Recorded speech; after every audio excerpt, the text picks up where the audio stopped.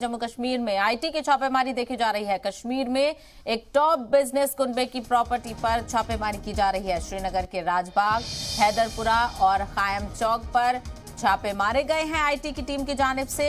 गुलमर्ग के खैबर होटल में भी आईडी के छापे मारे गए हैं।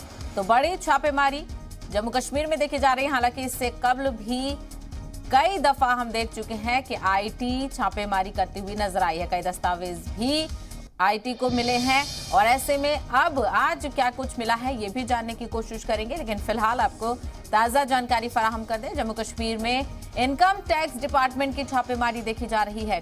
कश्मीर में एक टॉप बिजनेस कुनबे की प्रॉपर्टी पर भी छापेमारी की गई है।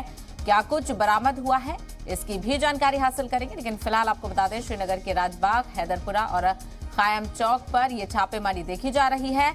गुलमर्ग का एक होटल भी इसमें शामिल है। गुलमर्ग के खैबर होटल में भी छापेमारी देखी जा रही है।